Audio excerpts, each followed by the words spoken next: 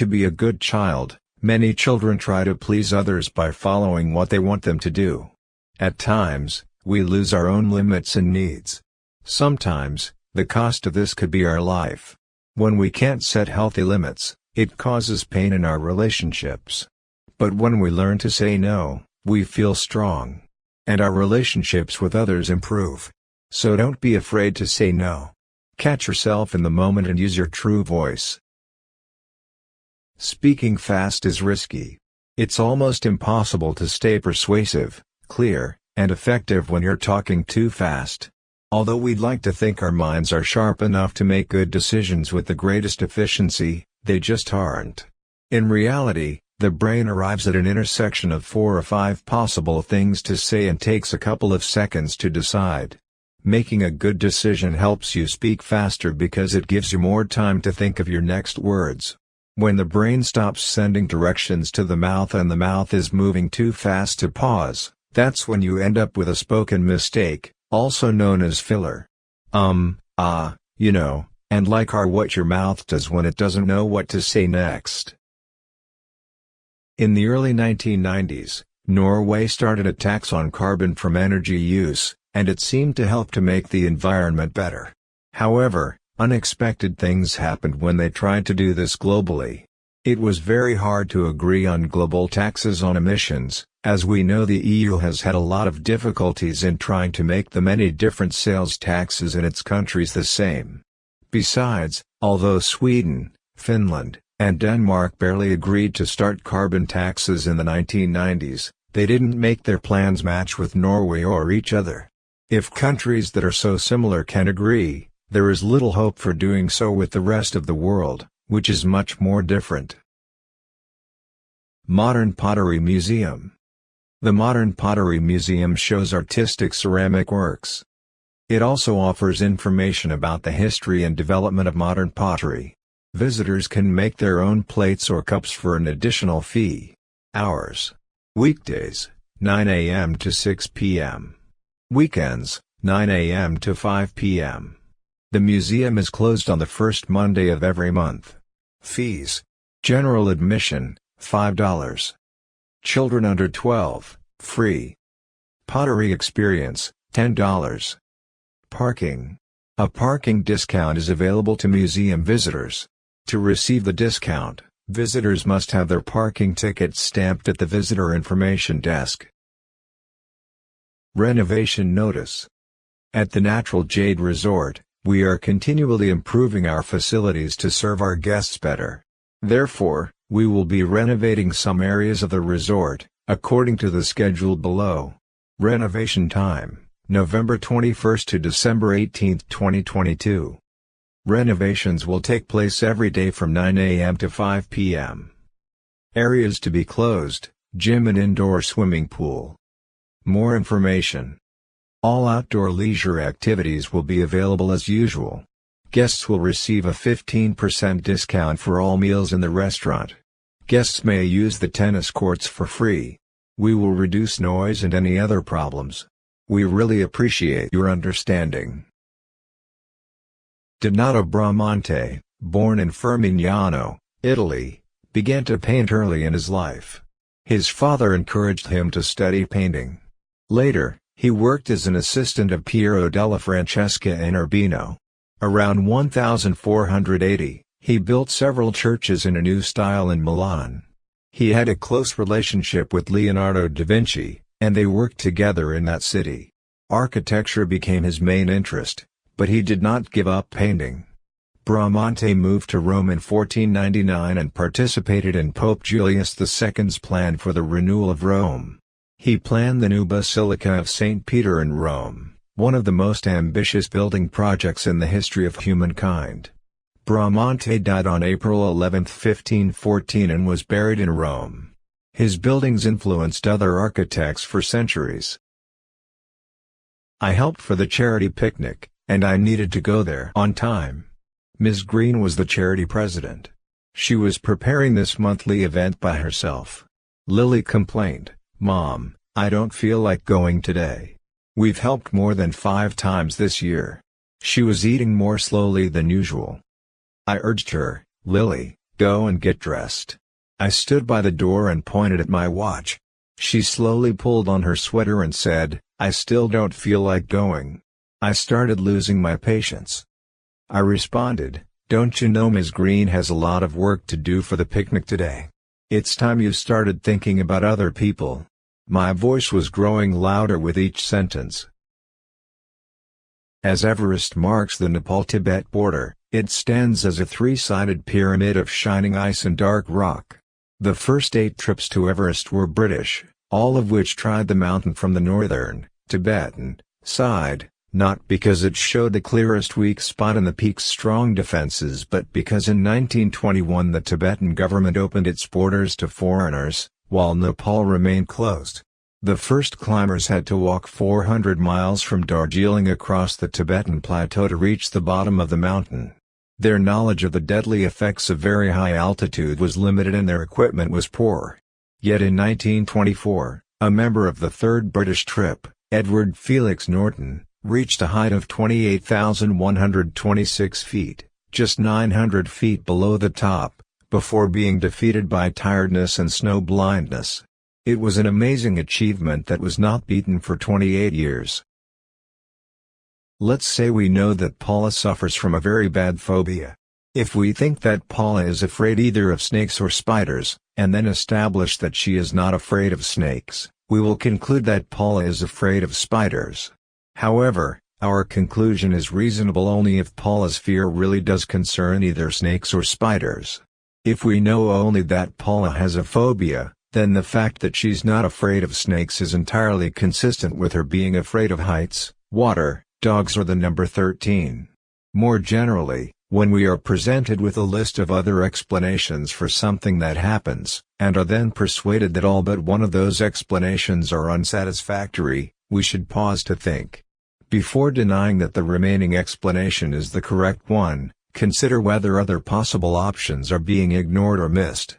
The mistake of false choice misleads us when we're insufficiently careful about an important hidden idea, that the choices which have been made clear cover all the reasonable options.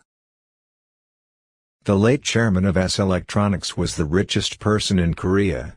In 2016, he had 15.5 trillion won. He ranked 78th on the world's richest people list. He loved cars. So he owned 124 supercars, worth about 47 billion won. He started a car company, but in the end, he had to sell it to a foreign company. This was embarrassing for him. Even Korea's richest person couldn't succeed by doing something he liked. For ordinary people like us, success is more difficult if we only dream of the things we like. Wealth and success are different matters. It's similar to this, though a student is rich, if he is bad at studying, he couldn't enter a top university. I liked making music. I studied it for 17 years. But my taste in music and others' tastes were totally different. It made me dislike music and eventually stop composing. After trying to make money from hobbies, people often start to dislike them. This happens because earning money requires doing the hobby more often. Sometimes, you should do it even though you don't want to. Also, you must follow the wishes of other people, even if you disagree, because they pay you. But if you do something well, it becomes more enjoyable over time. People recognize your skills. People often adjust to your way of doing things. Moreover, every job has its own attractions, so more knowledge leads to more interest. Therefore, good skills in a job matter more than liking it. For discovering your skills, these 8 ways might help, from the book, Goal by Brian Tracy. 1. You're happiest when you do it. You want to do it for free. 2. You feel that you have natural talent in this area. 3. This talent brought you success and happiness since childhood. 4. You can so easily learn this that you don't remember learning it. 5. It interests you a lot. You enjoy thinking and talking about it. 6. You want to improve in this area during your whole life. 7. You lose track of time when you are doing it. You forget to eat or sleep. 8. If others are good at this field, you admire them. You want to be like them. Looking out the bus window, Jonas could not stay calm. He was looking forward to this field trip. Jonas had signed up excitedly. He was the first to board the bus in the morning. The landscape looked amazing as the bus headed to Alsace. Finally, they arrived in Alsace after 3 hours on the road. However, Jonas saw nothing but endless farm fields. The fields were vast, but hardly appealed to him. He had expected to see some old castles and historical monuments, but now he saw nothing like that awaiting him. "What can I learn from these boring fields?" Jonas said to himself with a sigh. At the 2015 Fortune Most Powerful Women meeting, Ginny Rometty offered this advice: "When did you ever learn the most in your life? What experience? I guarantee you'll tell me it was a time you felt at risk. To become a better leader, you have to step out of your comfort zone. You have to challenge the traditional ways of doing things and search for opportunities to create new ideas. Exercising leadership not only requires you to challenge the organizational current normal situation but also requires you to challenge your internal current normal situation. You have to challenge yourself. You have to venture beyond the boundaries of your current experience and explore new areas. Those are the places where there are opportunities to improve, innovate, experiment, and grow. Growth is always at the edges, just outside the boundaries where you are right now." Large animals are actually less dangerous to hikers than smaller ones. Common sense tells us that we should avoid tigers, bears, and other large threatening animals. But smaller animals are actually more threatening than bigger animals.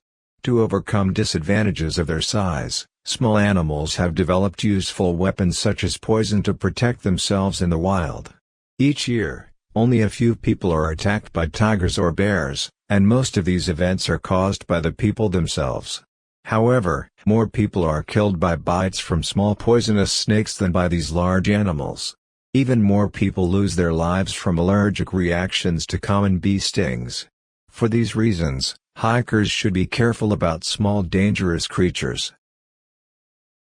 When Tom helped the blind man to cross the street, he realized he had left his book bag on the bus stop bench. As Tom was waiting for a bus, he saw a blind man trying to cross the street.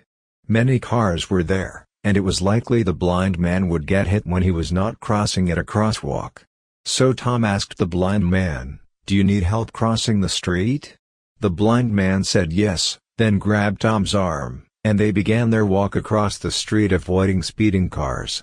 When Tom looked back at the bus stop bench, he saw another man sitting next to his book bag.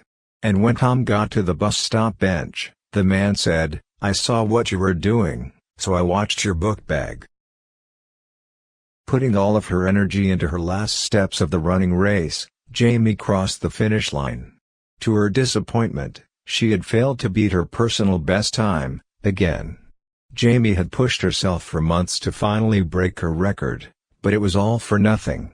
Recognizing how she felt about her failure, Ken, her teammate, approached her and said, "Jamie, even though you didn't set a personal best time today, your performances have improved dramatically. Your running skills have progressed so much. You'll definitely break your personal best time in the next race." After hearing his comments, she felt confident about herself. Jamie, now motivated to keep pushing for her goal, answered with a smile, "You're right. Next race, I'll beat my best time for sure." As we all know, it is not always easy to get work done at the office. There is rarely quiet time during regular business hours to sit and focus. Office workers are regularly interrupted by ringing phones, unplanned meetings, and chattering co-workers. This can be as frustrating for an employee as it is for the employer who is paying for this non-productive work time.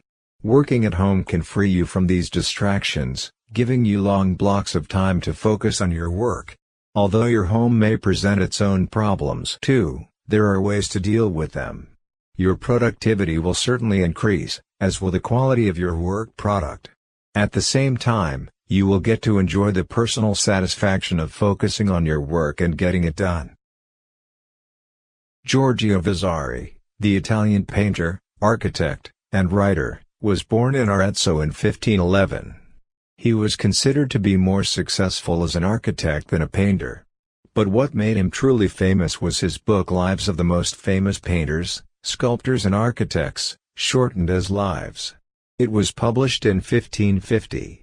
It earned Vasari the praise of his friends. Then in a revised edition of Lives in 1568, complete with portraits of the artists, he combined biographical stories with critical comment. Although the revised edition overshadowed Vasari's own achievements as a painter and architect, it made him the most respected man of the Italian art world. He was even knighted by Pope Pius V in 1571. The late photographer Jim Marshall is regarded as one of the most famous photographers of the 20th century. He holds the honor of being the first and only photographer to be given with the Grammy Trustees Award. He started as a professional photographer in 1959. He was given unrivaled access to rock's biggest artists, including the Rolling Stones, Bob Dylan, and Ray Charles. He was the only photographer allowed backstage access for the Beatles' final full concert and also shot the Rolling Stones on their historic 1972 tour. He formed special relationships with the artists he worked with, and those relationships helped him capture some of his most vivid and famous imagery. Over a 50-year career, the photographs he took appeared on more than 500 album covers. He was passionate about his work up until the end. "I have no kids," he used to say.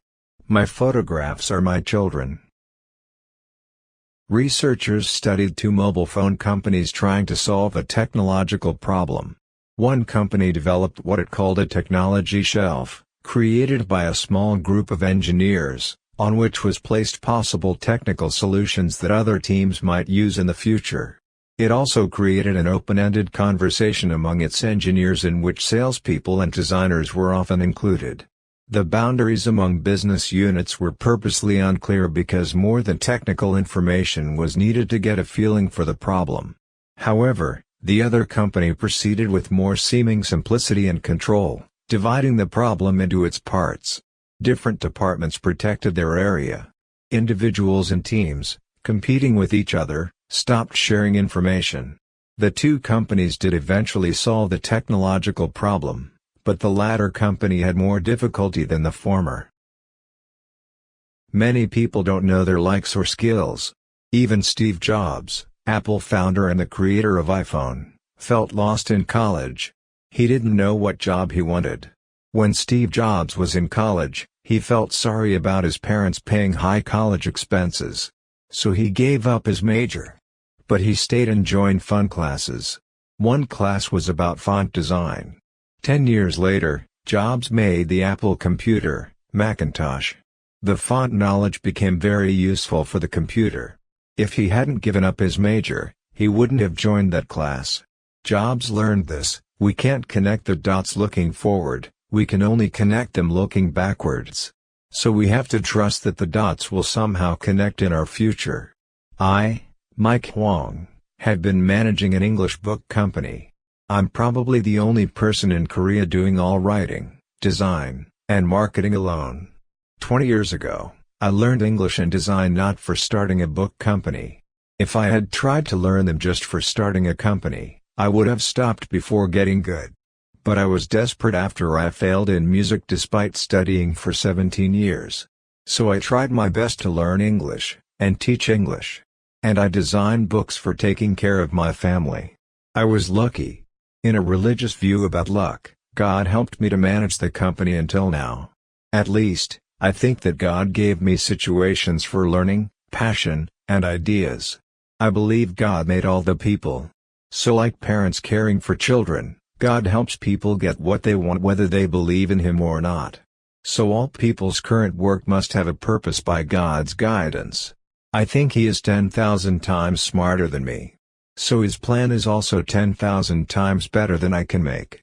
So if you're unsure about your interests or career goals, and even if you dislike your current dots, try to give it your best effort. Your actions today will certainly connect to the future dots. Someday, you will have your own picture. Giving people the freedom to use their judgment accelerates progress. Inspire people to use their individual talents toward the goals of the company. Empower people by allowing them to take action. Trusting people also allows you to focus on the things you need to achieve. Ellen McColgan says, "I used to say to people all the time, I can help you to solve about any problem you throw at me, but I think that you want to do it by yourself." Living things naturally return to a condition of balance. When we are disturbed by forces acting on us, our inner process begins and returns us to a state of balance. Homeostasis is the word we use to describe the ability of an organism to maintain internal balance by adjusting its physiological processes. Most of the systems in animal and human physiology are controlled by homeostasis. We don't like to be off balance. We tend to keep things in a stable condition. This system works at all levels. Our blood stays the same temperature. Except for extraordinary exceptions, when people find ways to get involved using methods more powerful than our pattern to balance, our habits, behaviors, thoughts, and our quality of life stay pretty much the same too. A key part of disasters is the size of their harmful effects. To help societies prevent or reduce damage from disasters, a huge amount of effort and technological know-how are often used to assess and communicate the size and range of potential or actual losses. However, recent behavioral research casts doubt on this basic idea. Many people do not understand large numbers. Indeed, large numbers have been found to lack meaning and to be considered less important for decisions unless they show feeling. This creates a puzzle that rational models of decision-making fail to represent.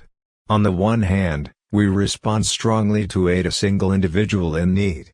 On the other hand, we often fail to prevent huge tragedies or take right measures to reduce potential losses from natural disasters. The good news is that it's never too late to start building up muscle strength, regardless of your age. Ideally, though, it's best to start in your mid-40s when muscle mass starts to decrease significantly. It can take just 6 weeks to see an improvement of up to 20% in your muscle abilities, says Dr. Ward. Strength training can help weak older people to walk faster and climb stairs more easily. And muscle isn't all you gain. Strength training can help to fight joint pain, sadness, heart disease and diabetes. It is thought that such pollution may result from flying transport from remote power plants or city trash burners. An event in Japan in the 1950s alerted the world to the potential problems of mercury in fish. Factories were discharging mercury into the waters of Minamata Bay, which also had a commercial fishing industry. Mercury was being built up in the fish tissue and severe mercury poisoning occurred in many people who consumed the fish. The disabling brain and nerve symptoms were later called Minamata disease. Control over direct discharge of mercury from industrial operations is clearly needed for prevention. However, it is now recognized that small amounts of mercury can appear in lakes far from any such industrial discharge. Strictly controlled emission standards for such sources are needed to minimize this problem. Fish warnings have been issued for many lakes in the United States. These recommend limits on the number of times per month particular species of fish should be eaten. In the classic model of the Sumerian economy, the temple functioned as a managing authority governing goods production, collection, and redistribution. The discovery of record-keeping tablets from the temple buildings at Uruk suggests that symbol use and consequently writing developed as a tool of centralized economic governance. Given the lack of digging-based evidence from Uruk period home sites, it is not clear whether individuals also used the system for personal agreements. For that matter, it is not clear how widespread reading was at its beginnings. The use of recognizable symbols and pictograms on the early tablets is consistent with managers needing a word list that was mutually understandable whether people could read or not. As wedge-shaped writing became more abstract, reading must have become increasingly important to make sure one understood what he or she had agreed to. Managers of natural resources usually face economic reasons for financial rewards. For example, owners of forest lands prefer to cut down trees rather than manage the forest for carbon capture, wildlife habitat, flood protection, and other ecosystem services. These services provide the owner with no financial benefits. But the economic benefits provided by these services, based on their non-market values, may be more than the economic value of the timber. Thus cutting down the trees is economically inefficient. Time spent on online interaction with members of one's own, pre-chosen community leaves less time available for actual meetings with a wide variety of people. If physicists, for example, concentrate on exchanging emails and electronic early papers with other physicists around the world working in the same specialized topic area, they would likely devote less time, and be less open to new ways of looking at the world. Helping the willing construction of highly similar social networks of scientific communication therefore allows individuals to filter the potentially overwhelming flow of information. But the result may be the tendency to overfilter it, thus eliminating the diversity of the knowledge moving around and lessening the number of very new ideas. Focusing on online interaction with people who are engaged in the same specialized area can limit potential sources of information and thus make it less probable for unexpected findings to happen. Bizarre economies have a seemingly flexible price-setting system that exists on top of more lasting connections of shared culture. Both the buyer and seller are aware of each other's limits.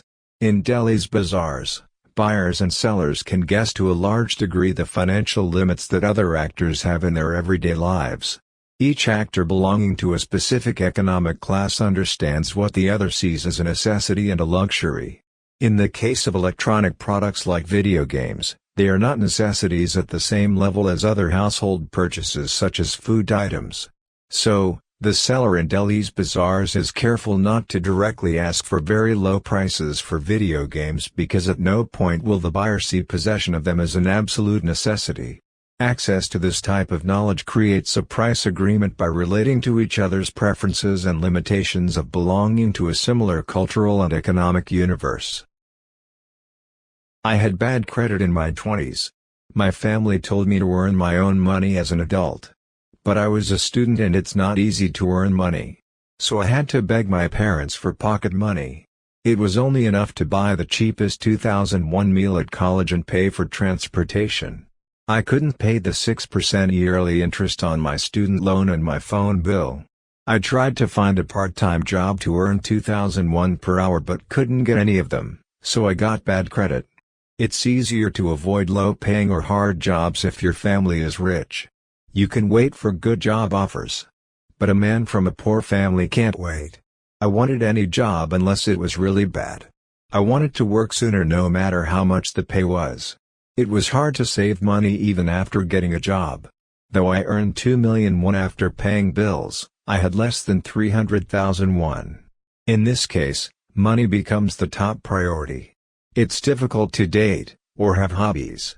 I didn't have any room to think about what I liked or what I was good at. Most people can't live on family money alone. So they carried the weight of money.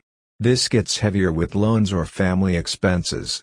It's sad that your child can't go to classes that other kids go to. And there could be sudden problems in life, sickness, repairing cars and so on. If worry and greed grow, people might harm others for money. But actions come back to you, so life gets worse. Money is important, but it's more important not to be trapped by it. Greed can destroy everything. It's important not to put money before your conscience. Milos Forman was a filmmaker who was not born in the U.S. Forman grew up in a small town near Prague. He was orphaned when his parents died during World War II, and he was raised by his relatives. In the 1950s, Forman studied film at the University of Prague. Later, he emigrated to the U.S. and continued to make films. In 1975, he directed One Flew Over the Cuckoo's Nest, which became only the second film in history to win Oscars in all the 5 major categories. Afterward, Amadeus, a movie about Mozart, which he also directed, swept 8 Oscars including one for Best Director.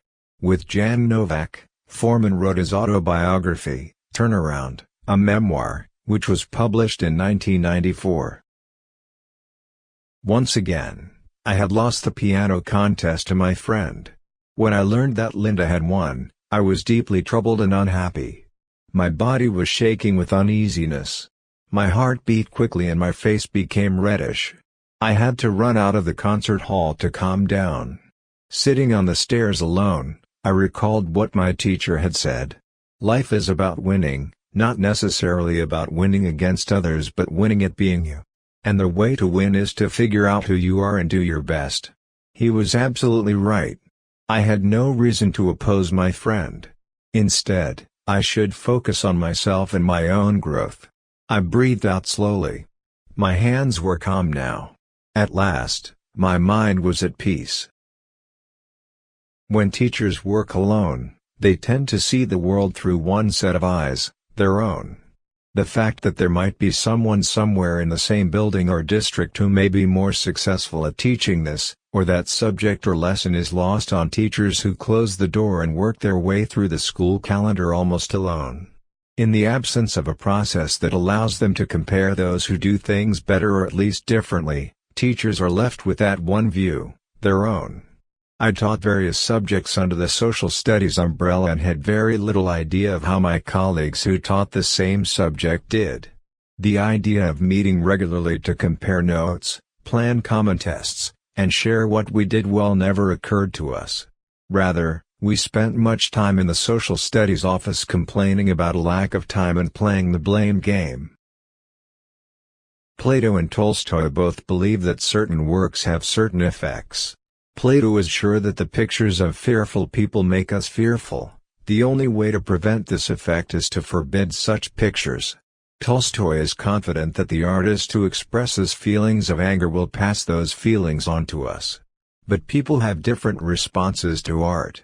Some people may satisfy fantasies of violence by watching a film instead of doing those fantasies in real life. Others may be disgusted by attractive pictures of violence. Still others may be indifferent, neither attracted nor disgusted. Although Plato and Tolstoy say that works of art have an unavoidable impact on people's feelings, the degrees of people's actual reactions differ greatly.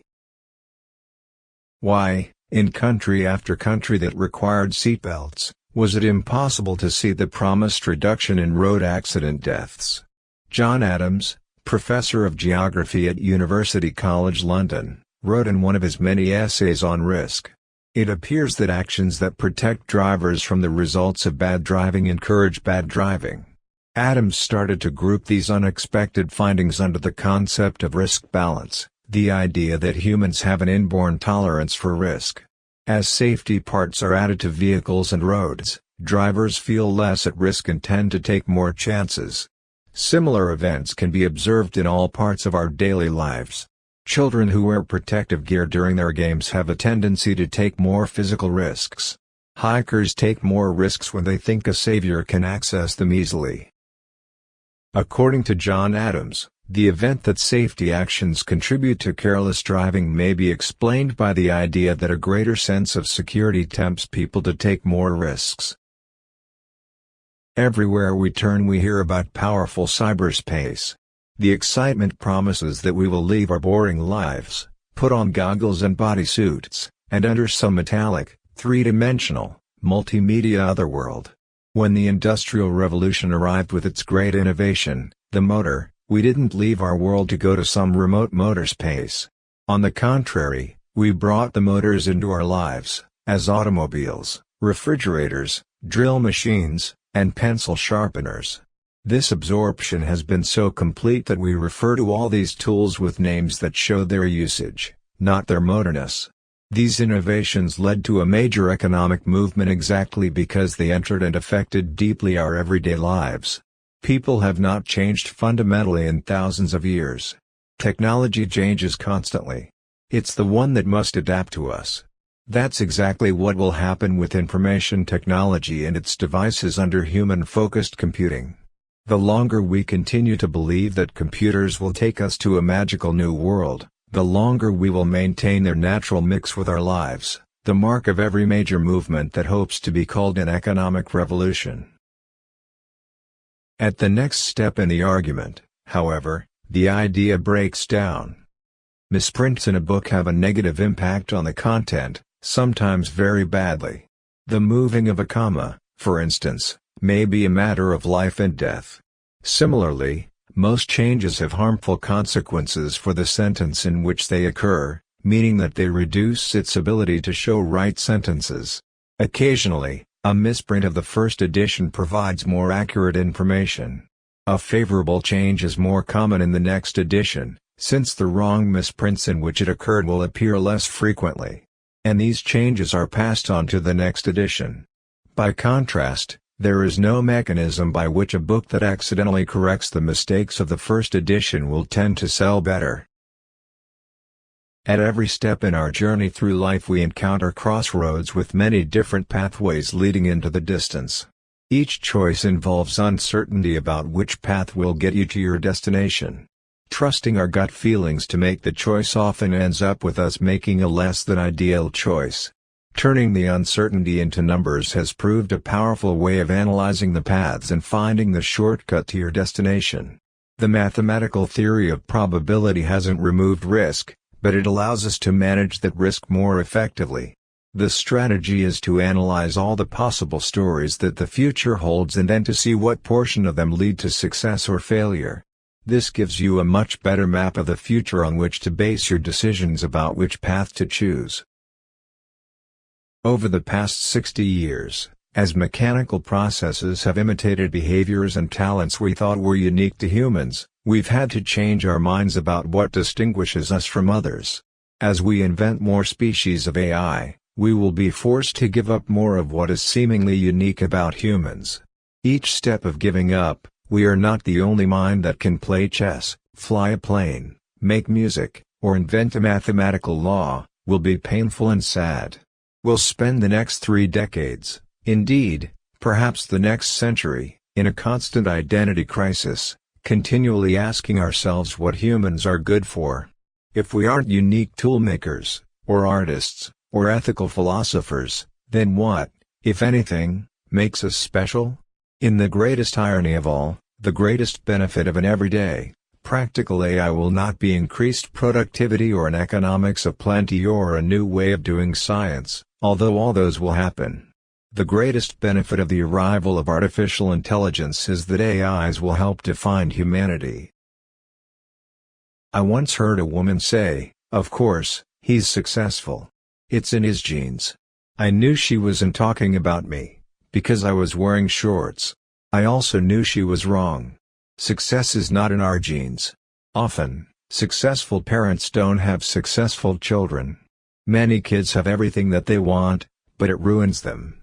The number of unsuccessful people who come from successful parents is proof that genes don't make success. You can't change your genes, but you can change the people you imitate. They have great advice about success. Write down notes and carry them around in your pants pocket. Then success will be in your genes, even if it's not in your genes. Sometimes all the results customers are trying to achieve in one area have a negative effect on other results. This is very common when companies are busy listening to the voice of the customer. Traveling salespeople, for example, may say they want a smaller cell phone, but they may not have thought about how hard that tiny phone will be to use. Carpenters may request a lightweight round saw without thinking about the fact that it will no longer have the power to get through some of the more difficult jobs. When customers make requests for new product features, they are usually focused on solving just one problem and are not thinking of how their requested solution will impact other product or service functions. In this situation, customers request new features but reject the resulting product when they realize the consequences of their suggestions. The added feature turns out to be worthless because of the problems it causes. Actors, singers, politicians and countless others understand the power of the human voice as a way of communication beyond the simple understanding of the words. Learning to control your voice and use it for different purposes is, therefore, one of the most important skills to develop as a new teacher. The more confidently you give instructions, the higher the chance of a positive class response. There are times when being able to project your voice loudly will be very useful when working in school, and knowing that you can cut through a noisy classroom, dinner hall or playground is a great skill to have. In order to address serious noise problems in school, students, parents and teachers should search for a solution together. However, I would always advise that you use your loudest voice incredibly rarely and avoid shouting as much as possible. A quiet, commanding and controlled tone has so much more impact than slightly worried shouting. The pictures at the beginning of this book tell a story about a person who painted for 20 years but eventually gave up. Most people majoring in art show talent from childhood, and choose this path because they love art. However, even those who are highly skilled may only gain reputation after 10 to 20 years, or like Van Gogh, who gained fame after death. Other jobs, to which people aspire, follow a similar pattern. Jobs that pay well are often challenging or require long-term training. For example, becoming a doctor, which is a respected job, requires excellent grades to enter medical school. After that, there's a 6-year university course and a 4-year residency, after which one can open a hospital and earn about $200 million per year. It's also a stressful job that deals with sick people, which is why the suicide rate among doctors is 2 to 4 times higher than average. You can't know whether something will succeed or fail while you're doing it. That's why a book, The Deep, suggests setting a limit before starting something. This is the only time when you can judge objectively. For instance, you might set a limit to be an artist until 5 years after art school, or to change majors if medical school doesn't suit you within 3 years after entering the school. Before starting my publishing company, I published 3 books with other companies, none of which sold well. My family, whose support was crucial, wanted me to stop writing. The limit I set before my 4th book was that if I couldn't earn at least $1,300,001 per month from the book, I'd never write again. Luckily, that book, to which I devoted much effort, did well, and I'm still managing the publishing company. Most people think about what rules people should have or which moral standards can be best explained.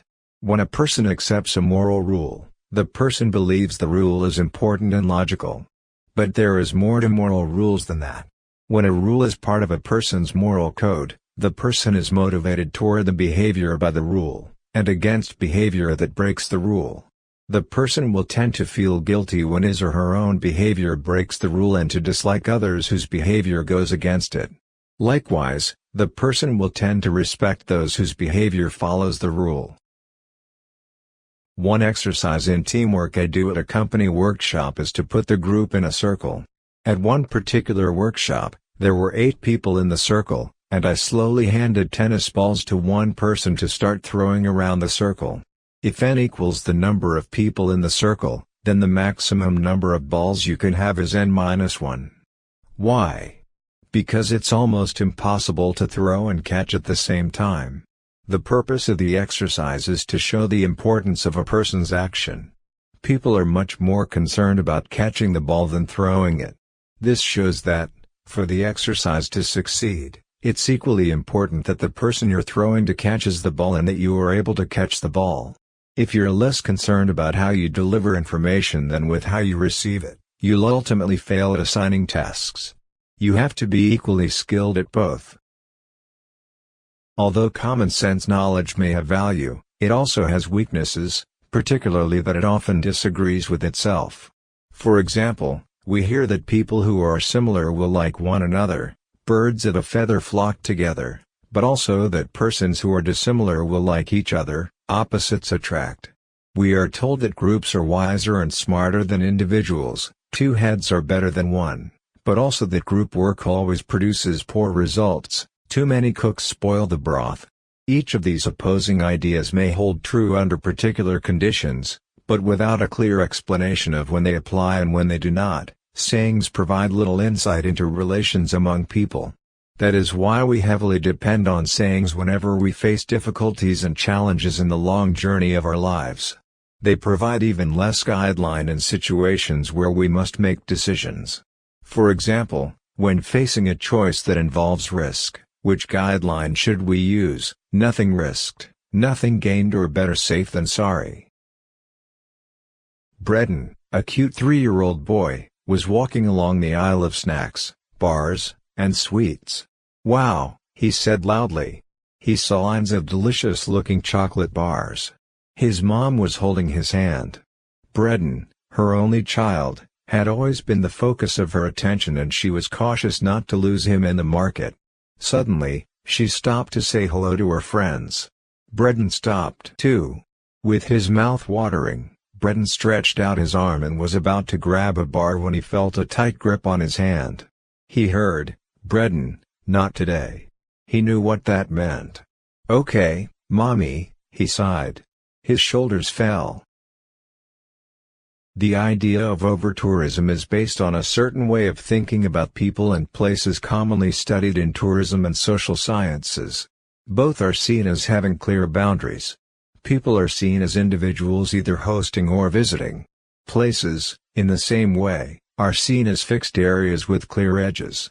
So, places can get full of tourists and suffer from having too many visitors. But what does it mean for a place to be full of people? There are some attractions that can only hold so many people and really can't fit more visitors. The Eiffel Tower is a good example of this. However, when whole cities, areas, or even countries are advertised as places to visit and said to have too many tourists, things get more complicated.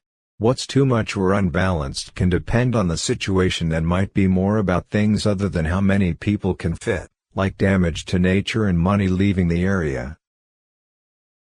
The role of science can sometimes be overstated, with its supporters slipping into scientism.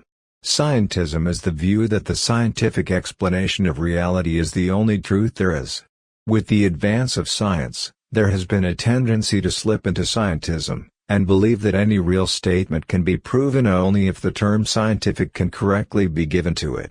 The consequence is that non-scientific approaches to reality, and that can include all the arts, religion, and personal, emotional and opinion-based ways of encountering the world, may be considered personal, and therefore of little account in terms of explaining the way the world is. The philosophy of science seeks to avoid simple scientism and get a balanced view on what the scientific method can and cannot achieve. What's dangerous about the internet is that it has the feeling of technology around it. The feeling makes the internet's information believable.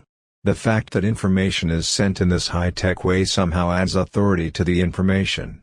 But the internet is just a carrier of unfiltered, unedited, raw information. It is the greatest tool we have not only for making people smarter, but also for making people dumber. Rumors published on the internet immediately become facts. This is particularly true among people who don't use the internet but hear a piece of news or gossip from the people around them who use the internet. Psychologists who study giving behavior have noticed that some people give big amounts to one or two charities, while others give small amounts to many charities. Those who donate to one or two charities seek evidence about what the charity is doing and what it is really having a positive effect. If the evidence shows that the charity is really helping others, they make a big donation. Those who give small amounts to many charities are not so interested in whether what they are doing helps others. Psychologists call them warm-feeling givers. Knowing that they are giving makes them feel good, regardless of the effect of their donation. In many cases the donation is so small, $10 or less, that if they stop to think, they would realize that the cost of processing the donation is likely to be more than any benefit it brings to the charity. The key to successful risk-taking is to understand that the actions you're taking should be the natural next step. One of the mistakes we often make when facing a risk situation is our tendency to focus on the end result. Skiers who are unsure of themselves often do this. They'll go to the edge of a difficult slope, look all the way down to the bottom, and determine that the slope is too hard for them to try. The ones that decide to make it change their focus by looking at what they need to do to master the first step, like getting through the first bump on the hill. Once they get there, they concentrate on the next bump, and over the course of the run, they end up at the bottom of what others thought was an impossible mountain. But now rock radio looks bad. And MTV doesn't show many music videos anymore. Once upon a time, there was only one way to launch a hit album: radio. Nothing else reached as many people as often.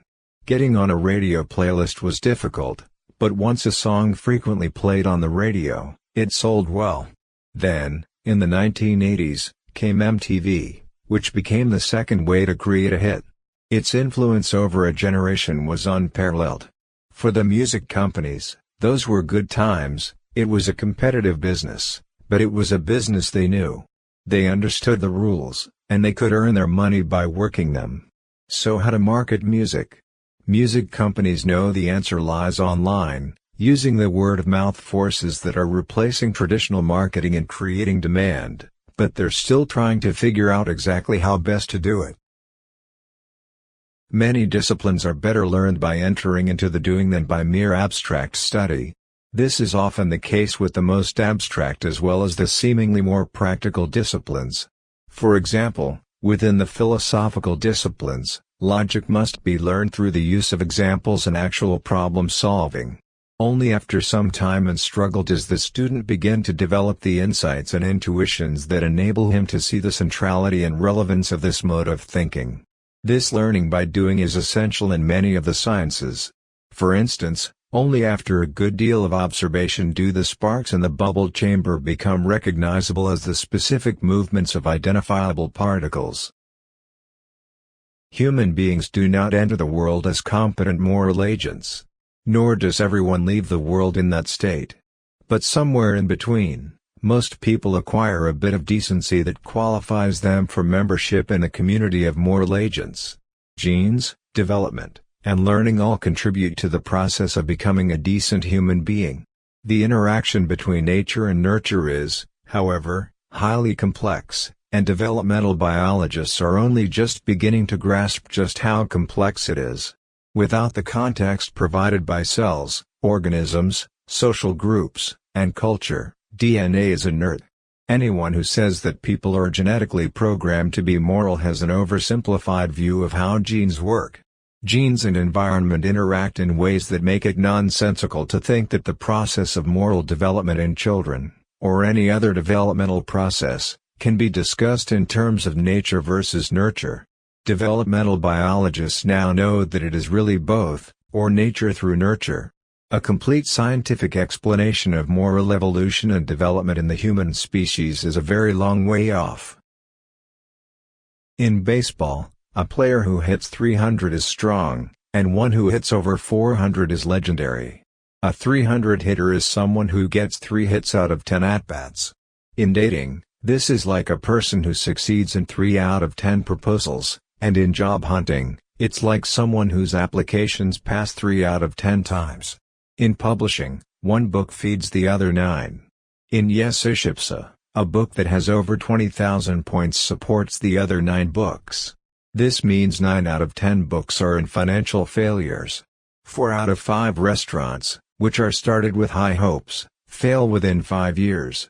Even big companies, whose success seems certain, have a 90% chance of bankruptcy within 30 years. They don't fail because they lack effort, but because success is hard no matter how hard they try. It's like an eagle trying to swim like a fish, or a sea fish suddenly placed on land. Both are likely to fail no matter how hard they try. Everyone experiences failure, from which some people learn and grow while others become discouraged and can't do anything after that. The attitude with which you face failure determines your future. The reason I can have the attitude is, I believe in God. He watches everything, so He rewards good deeds with good results, and punishes bad deeds with bad things. So a person who lives honestly and works hard should eventually be rewarded. If you work hard in one area but couldn't succeed, it's fair that you should succeed in other areas. So short-term failure and success aren't important. What's more important is the direction of your life, for which I think there are the 3 most crucial things: a clean conscience, courage to try again after failures, and gratitude to God and the people around you.